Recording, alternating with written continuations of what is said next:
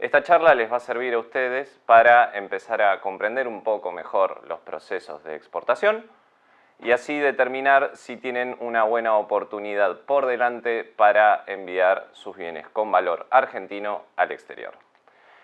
Esta charla tiene tres etapas distintas en las que vamos a estar primero haciendo un proceso introductorio, algunos conceptos fundamentales para que todos estemos hablando de los mismos temas.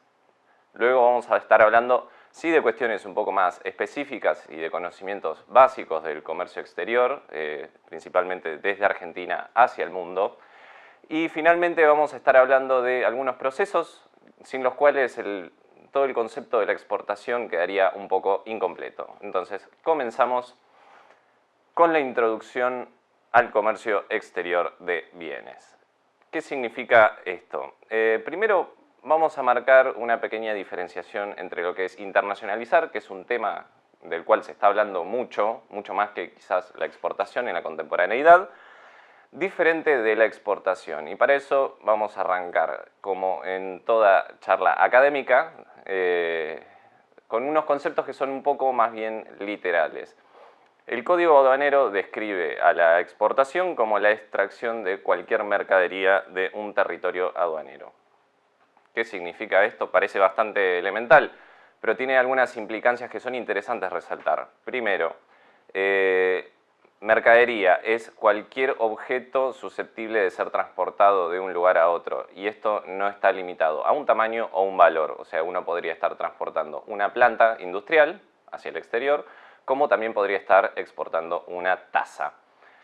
Y la exportación per se, que es la extracción, no pone limitantes en cuanto al modo u otras condicionantes que puedan estar reflejadas, sino que dice que es simple extracción. Significa que si yo me pongo unas zapatillas y me voy al Uruguay, de alguna manera esas zapatillas están siendo exportadas, aunque no de una manera definitiva, porque cuando regrese al país estarán reingresando conmigo.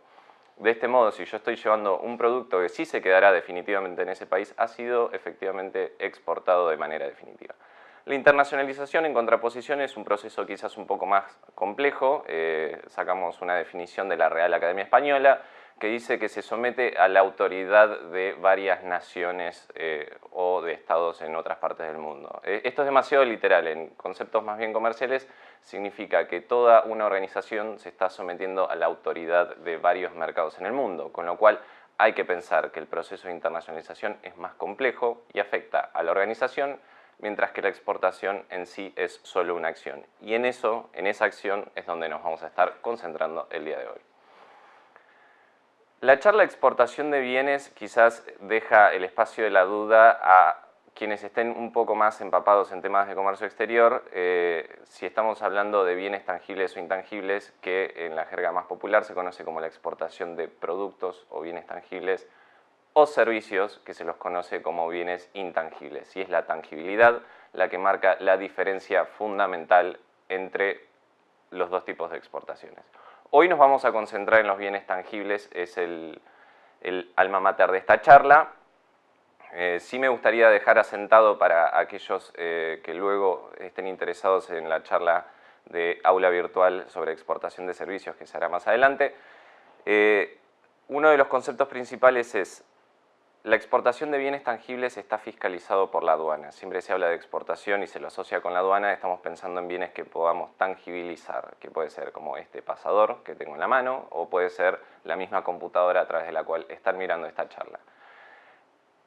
Como la aduana fiscaliza, significa que ellos tienen su propio código, que parte de una norma internacional que se llama el sistema armonizado, y a través de ese código pueden gravar los aranceles de importación, otrora también de exportación. Los servicios, por otro lado, son fiscalizados por los bancos, porque son quienes controlan los flujos de ingresos y egresos de divisas del país. No vamos a profundizar mucho más, es importante que tengan presente que hay una diferencia en la forma en la que se codifican, en la forma en la que se comercializan, y hoy vamos a hablar particularmente de los bienes. ¿Quiénes intervienen en la cadena? Generalmente cuando las empresas comienzan un proceso de exportación se empiezan a encontrar un montón de nombres que les suenan de algún lado familiares, pero no tienen del todo determinado quiénes son o qué es lo que están haciendo. Hoy quiero presentarles entonces a los intervinientes de la operativa en la parte aduanera. Son principalmente los operadores, ustedes, importadores o exportadores, son las personas fundamentales para que esta acción pueda ser perfeccionada. Los auxiliares del servicio aduanero son dos personas, digamos, imprescindibles para el proceso. Son quienes representan a los individuos frente al Estado y frente a la aduana. El despachante de aduana representa a los importadores y exportadores y está autorizado para presentar declaraciones juradas que son necesarias para el proceso de exportación. Y los agentes de transporte aduanero representan a las agencias transportistas y a los intermediarios logísticos y presentan documentaciones tales como el manifiesto de carga, con el cual ustedes no van a tener contacto, pero sí es importante que sepan algunos de estos conceptos porque seguramente van a surgir a lo largo de las operaciones. Los funcionarios del servicio aduanero son principalmente los más conocidos, los guardas de aduana y los verificadores de aduana. El guarda de aduana es la persona que tiene la potestad de firmar los egresos e ingresos de mercadería desde y hacia el país, con lo cual es una responsabilidad gigante que tienen a su cargo y siempre que estén trabajando en un proceso de exportación será el momento del cierre cuando digan el guarda me firmó el cumplido de embarque. Significa que firmó la autorización definitiva sobre esa declaración jurada para la salida al exterior. El verificador de aduana es un especialista en un rubro o como lo llaman ellos, un ramo que está encargado de verificar, como dice su nombre, o controlar la mercadería que se está importando o exportando si el Estado considera que precisa un nivel de control un poco más alto. Entonces, existen 3 canales de selectividad en las operaciones de comercio exterior, verde, naranja y rojo, que significa que cuando uno se presenta para exportar, el Estado determinará si verde no precisa ningún tipo de control mayor, naranja si precisa un control documental y rojo si precisa un control documental y físico. Y en los últimos 2 casos es el verificador, un especialista con conocimientos detallados sobre el segmento en el que trabaja, quien determinará si la declaración jurada ha sido acorde. Y finalmente, los terceros organismos, que son quienes emiten algunas normas o certificados, mejor dicho, fundamentales para la operación de comercio exterior. Para los que estén en el sector de alimentos, quizás les puedan sonar los nombres de SENASA y ANMAT, que son 2 organismos los cuales regulan las exportaciones a través de los certificados fitosanitarios para ingresar economías regionales en otros países y todas las normas de etiquetado y calidad y seguridad alimentaria a través del ANMAT. Por otro lado distinto tenemos a los prestadores de servicio, que no son estrictamente necesarios, sino que son más bien intercambiables. Por ejemplo, los transportistas, uno no puede trabajar con una agencia única de transporte, sino que tiene la posibilidad de trabajar con distintas, eso está a la medida de cada uno de los paladares en cuanto a la prestación de servicio. Son los que se encargan de la contratación de los fletes internacionales y de asegurar la logística internacional. Y también siempre en el paquete meten el seguro internacional, lo cual es bastante conveniente. Y son quienes se encargan de emitir y transportar los documentos de transporte, que ya veremos más adelante, que son firmados por un agente de transporte aduanero. Por otro lado tenemos los depósitos fiscales, son espacios físicos fundamentales a través de los cuales se consolidan las mercaderías de exportación. Significa que uno no puede en el galpón de su casa o en el garage empezar a armar cajas para mandar al exterior, porque uno no estaría quizás cumpliendo con las normas y los requisitos establecidos para ese tipo de operaciones. Entonces existen unos espacios donde la autoridad suprema de fiscalización es la aduana y allí se juntan toda la mercadería de exportación y ahí es donde se mete adentro de los contenedores y se prepara para su envío al exterior.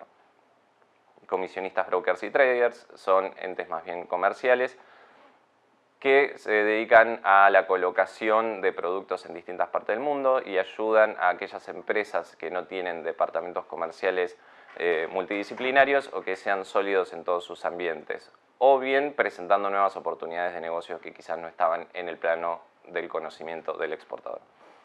Y por último, algunas agencias certificadoras, por ejemplo, aquellas que emiten certificados de origen, que son los que permiten que nuestros productos tengan mayor competitividad en otros mercados ingresando con aranceles preferenciales o reducidos.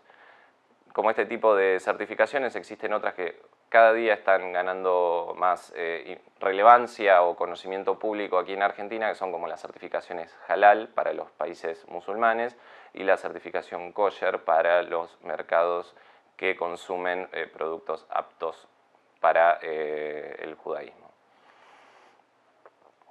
Pasamos entonces ahora a los conocimientos operativos. Eso fue una introducción a quiénes son las personas que están involucradas en los procesos de exportación y algunas palabras, conceptos claves. Aquellos que no hayan podido captar la totalidad de todos estos conceptos, no se preocupen porque la presentación estará para ser descargada y ahí podrán refrescar con algún nombre puntual, con una búsqueda en internet. Todos los conceptos son públicos y están abiertos para ser consultados. Entonces ahora vamos a los conocimientos operativos. La clasificación arancelaria.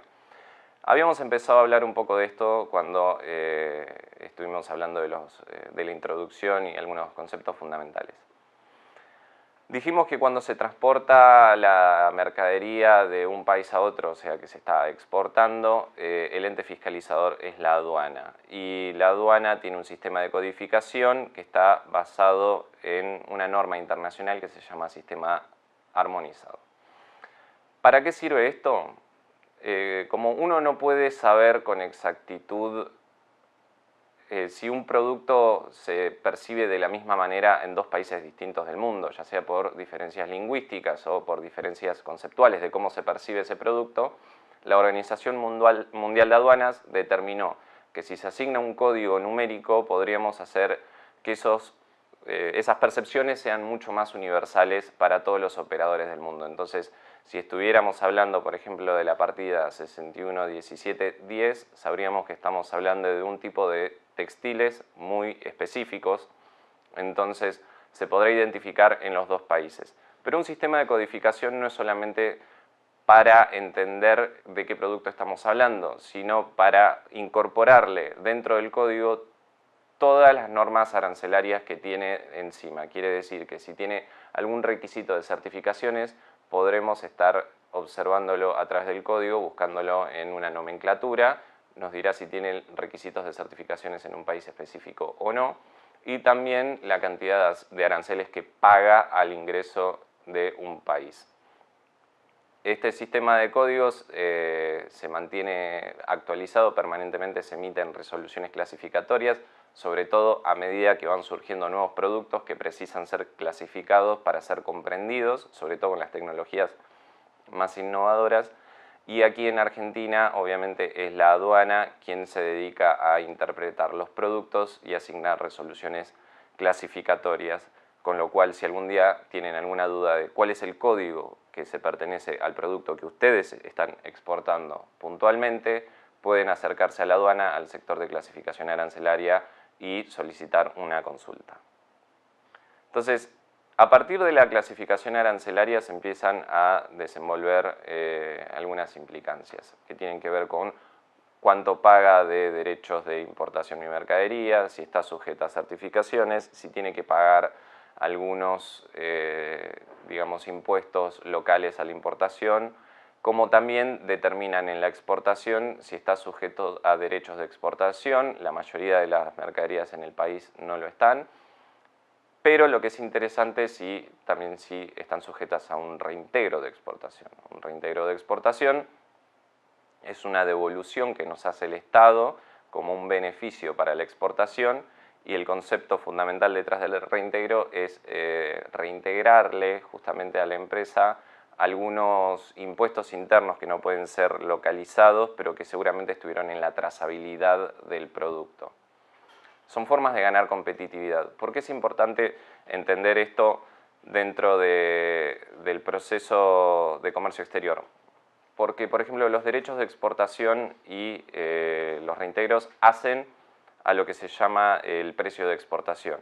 Y ahí pasamos al siguiente tema, que son los Incoterms. Los Incoterms son términos de comercio internacionales pactados a través de la Organización Mundial de Comercio, que lo que ayudan a hacer es estandarizar a nivel mundial cláusulas contractuales entre un exportador y un importador. Entonces, hay muchas obligaciones y muchas responsabilidades. En la imagen van a poder ver que están divididas en cuanto a qué conceptos están involucrados, de qué parte de la cadena, si es del exportador o si es del importador, y mientras más responsabilidades asume un lado y obligaciones, se va cambiando en la cláusula contractual de Incoterm. Entonces, por ejemplo, la más común que van a escuchar es la cláusula FOB, significa Free On Board.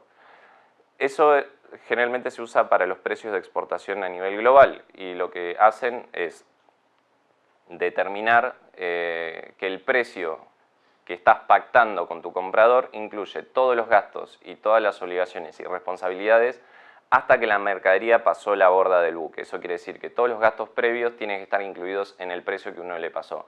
No solamente el costeo de la mercadería, sino el transporte interno, los gastos del despachante de aduana, si hubieran derechos de exportación, y también entender de que en ese precio está contemplado que me van a reintegrar una parte del valor. Y todo el resto de los costos quedan a cargo de los importadores. Entonces ellos estarán a cargo de contratar el flete internacional y el seguro internacional y de nacionalizar la mercadería en sus propios países.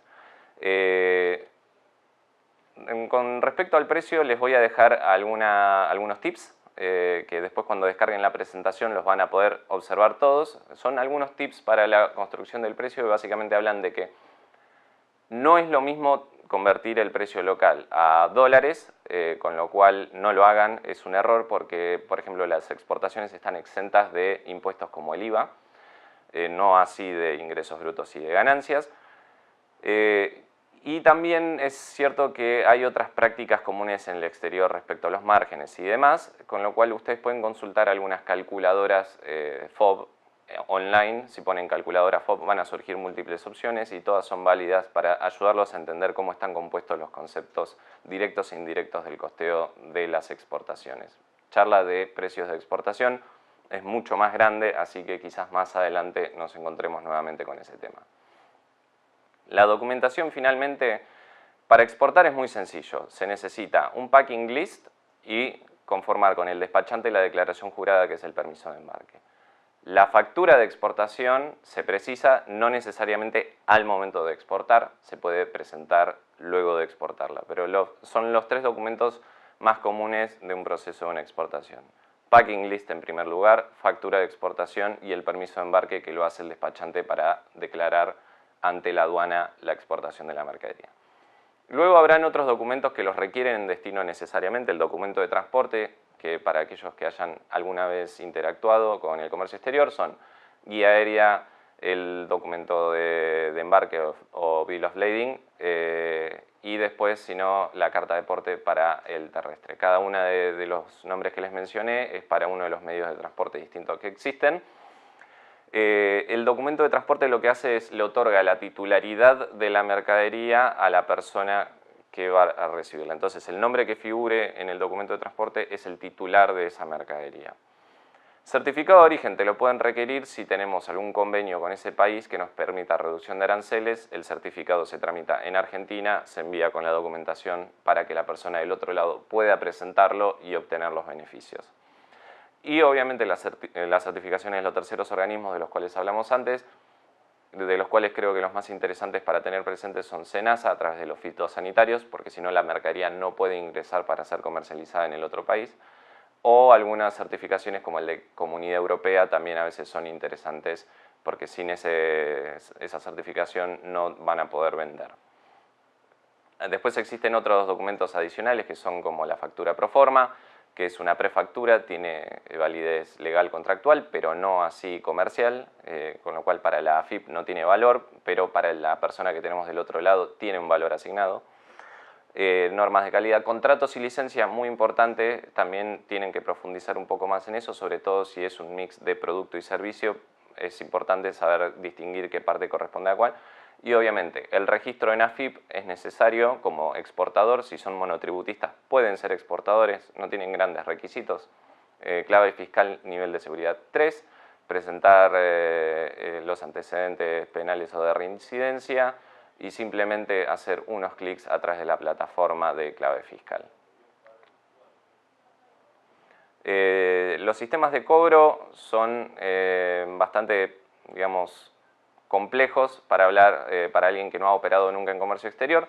los separé yo con una categoría propia que quizás algunas personas no compartirán, pero son los tradicionales y los no tradicionales. Los tradicionales hablan de la transferencia bancaria, que es simplemente a través de una orden de pago se hace la transferencia al exterior.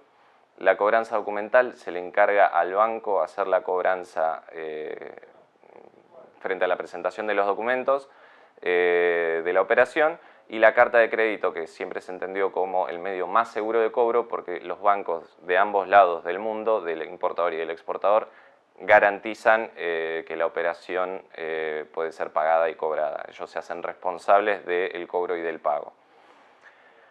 La realidad es, hoy en día, de las tres categorías, la que más se estila es la transferencia bancaria. Siempre va a depender del rubro en el que uno esté. Mientras más caros son los productos que se están comercializando entre ambos países, por ejemplo, si es una planta llave en mano, obviamente no es recomendable trabajar con medios de pago que sean más seguros. Como les comentaba, la carta de crédito es el medio de pago más seguro que se conoce hasta el momento. Pero para pequeños montos y pequeñas cantidades se estila mucho la transferencia bancaria. Hoy existen medios no tradicionales como son los medios digitales, por ejemplo PayPal, que recientemente firmó un convenio con una empresa de Argentina para poder recibir pagos del exterior y que esos sean afectados a una exportación. Porque ahí hay una clave, los pagos que están en conceptos de una exportación deben ser afectados a un permiso de embarque, a la declaración jurada que les mencioné antes, porque sin eso estaríamos incumpliendo con una norma del Banco Central que dice que cada una de las exportaciones debe estar respaldada por una transferencia por el monto declarado. No hay apuro, creo que tenemos hasta como 10 años para ingresar el pago, pero lo ideal sería que se pueda cumplir con todos los requisitos de la norma bancaria. Entonces, PayPal ya se puede afectar a exportaciones, con lo cual es un medio válido. Y hoy se están empezando a estirar cada vez más y más los créditos de pre y post financiación, que en Argentina, por ejemplo, son muy comunes a través del BICE, que es el Banco de Inversiones y Comercio Exterior, que está ofreciendo algunas líneas para estos canales. Y después, en ciertos casos, el banco se puede ocupar de hacer la cobranza y luego deducción de los intereses asignados en ese crédito. También existe la posibilidad de forfaiting y cheques, pero esto ya es el forfaiting particularmente muy complejo y no entra en el marco de esta charla. Para los pequeños operadores no va a ser importante, estos sí son herramientas para empresas más bien grandes. Lo que les quería contar es, más allá de si se trabaja con una transferencia bancaria o orden de pago, tengan presente que distinto es la forma de pago. Generalmente cada una de las partes va a buscar las mejores condiciones de financiación, que puede ser para el exportador un anticipo o varios anticipos o el 100% anticipado. Para el importador del otro lado seguramente les va a estar solicitando un poco de diferido, que se pueda pagar a 30, 60, quizás 90 días. Lo más común hoy es que se trabaje con un mix de ellos. 30% anticipado, 30% al embarque de la mercadería y el remanente a la vista de los productos, o sea, cuando llega y ellos abren el contenedor y lo pueden verificar.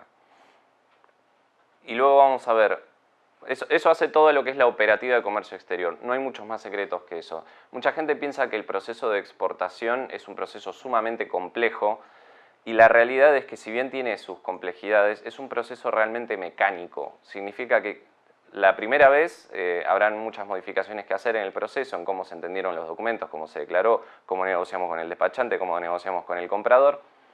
Pero a medida que se van repitiendo, se van haciendo cada vez más fáciles. A partir de la tercera exportación verán que la gran mayoría de las exportaciones, salvo quizás la cantidad, los valores de los productos exportados y algunas cuestiones de certificaciones, todo el resto del proceso es siempre igual.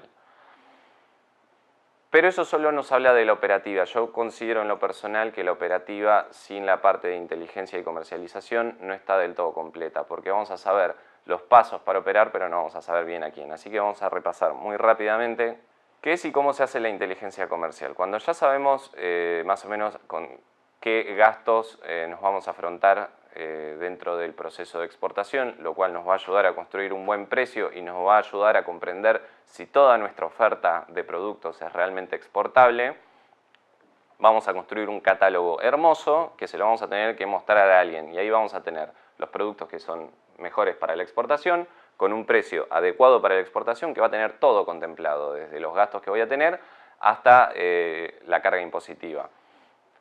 Entonces, hagamos un poco de inteligencia comercial. Veamos a quién le podemos colocar estos productos. La inteligencia comercial per se es la construcción de los datos a la información y eso se le aplica el conocimiento personal de cada persona sobre el mercado en el que está trabajando y eso se utiliza finalmente para la toma de decisiones.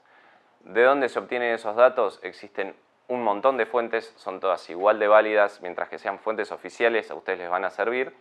Mismo aquí en Argentina trabajamos mucho, desde el Ministerio de Producción mismo tienen muy buenas herramientas de inteligencia comercial, la Agencia Argentina de Inversiones y Comercio Internacional, la plataforma argentina TradeNet y el INDEC son herramientas sumamente útiles para recolectar información sobre mercados que nos pueden llegar a interesar a nosotros o segmentos comerciales en los que estemos trabajando y ellos nos dirán cuáles son los mercados más interesantes.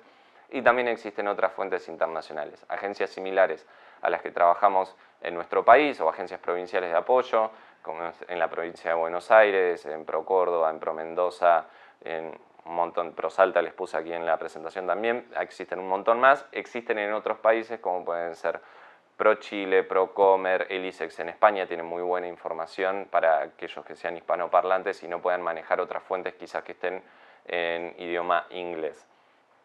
Entonces se recolecta la información de estas fuentes, se la procesa, se la trata de interpretar en base a los conocimientos que nosotros tenemos de nuestro mercado e industria y con eso podemos empezar a tomar algunas decisiones.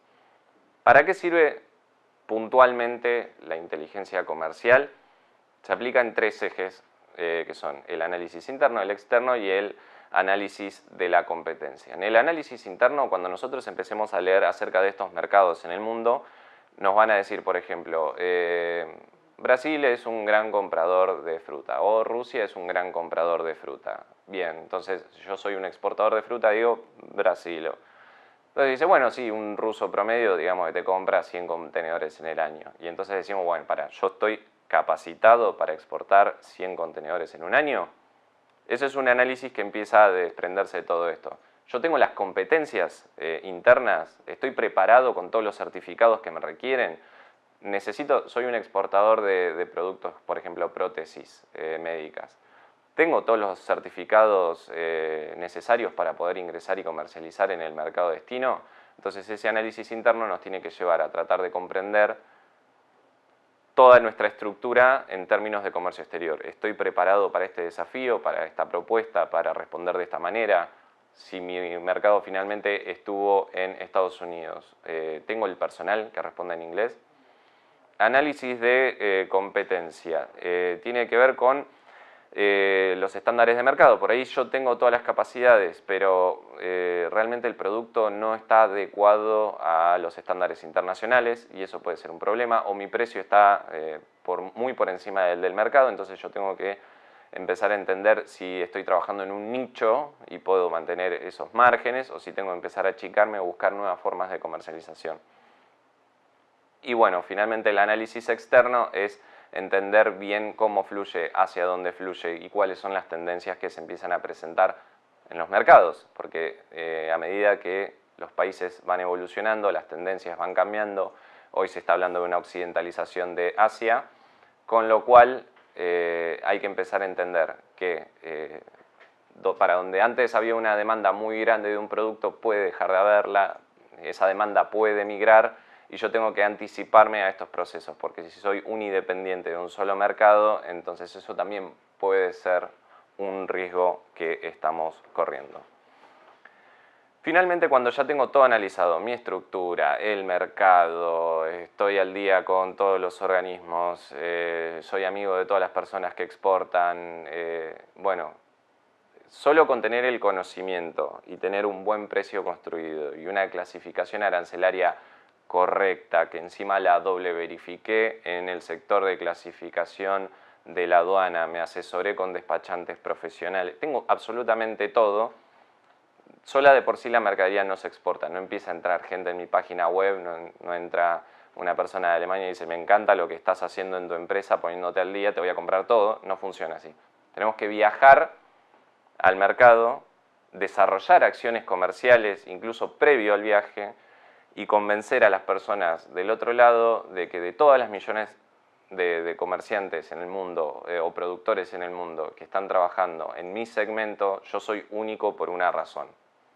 Tengo el precio más adecuado, tengo la calidad más alta, tengo los mejores valores empresarios, soy el mejor socio comercial porque voy a estar dispuesto a invertir en la comunicación en tu país, estoy dispuesto a hacer readecuaciones en el packaging. Hay cuestiones muy importantes respecto a la comunicación de los productos y de las empresas en los países. Por ejemplo, cosas que la gente no sabe, pero por lo general el número 4 en varios países de Asia significa la muerte, así que eso está mal visto.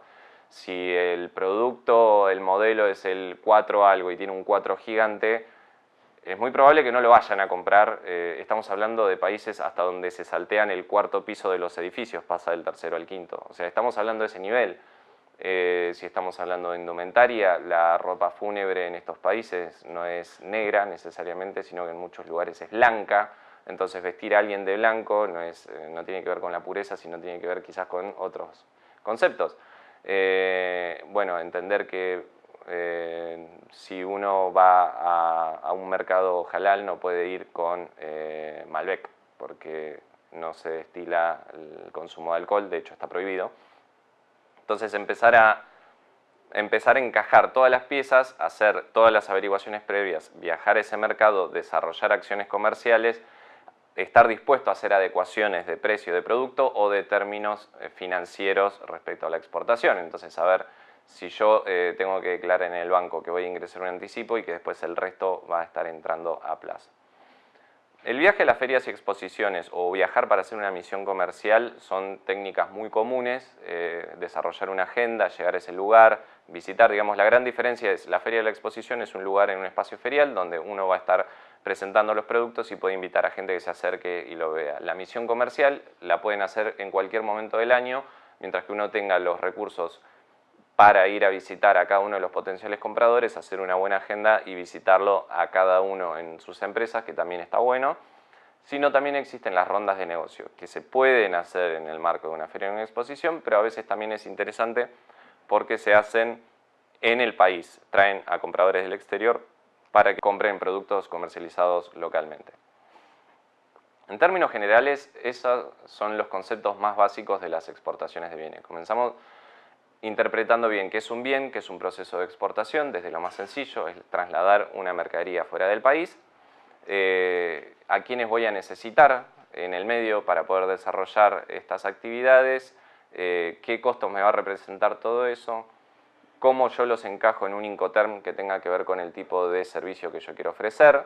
Si estoy ofreciendo un servicio estándar con una cláusula FOB, vamos a poder pactar con nuestro comprador del exterior de una manera muy normal. Si quiero hacer un servicio un poco más comprensivo, puedo hacer el costo, el seguro y el flete, incluirlo en el precio, que se quedará un poco más grande, pero estoy brindándole la solución un poco más llave en mano.